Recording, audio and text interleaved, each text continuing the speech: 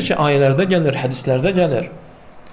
Əgər bütün dünya onun olsaydı, malını, dövlətini, övladlarını, hansı ki dünya həyatında çalışması, əziyyət çəkməsi özü olsaydı, bir yeyəcək qarnı var, bir su içəcək ciyəri var, bir geyinəcək əyni var. Lakin istəyir ki, ailəsi, uşaqları, evi olsun, yemişlər, əziyyət çəkməsi və vallahi fəda verər onları da özü qurtulsun deyə. Şiddətə bax.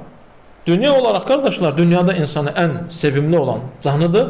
Övladı üçün əgər bir təhlükə varsa özünü atır, özü bəlkə həlak olur, amma övladı qurtulsun deyə. Amma o günün şiddəti, öləcək bu, amma yenə də eləyir.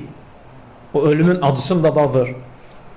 Amma qiyamət günü bunu eləməyəcək. Çünki cəhənnəm, ölümlərin, yəni cəhənnəm əzabı ilə, o şiddətlə hansısa bir ölüm yanaşı dura bilməz, hesaba çəkilə bilməz. Elə bir şiddət, elə bir ağrı, elə bir cəza ağla gətirilə bilməz, düşünülə bilməz.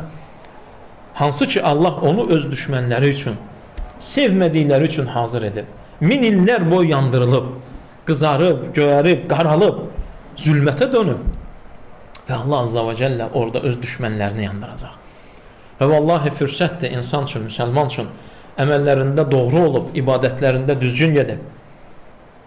Necə ki, biz hər bir zaman deyirdik ki, qardaşlar, Ramazan boyunca nidaçı var, çağırır. Ey xeyir etmək istəyən, gəl. Ey şəri etmək istəyən, etmə, aralaş, uzaqlaş. Eyni çağırışdı, yenə də durub orada. Cənnətin qapıları açılar deyirdi, cənnət yenə də öz yerindədir. Sən ki bu Ramazanda yalvarırdın, Ramazandan sonra sən hardasan? Məsələ budur.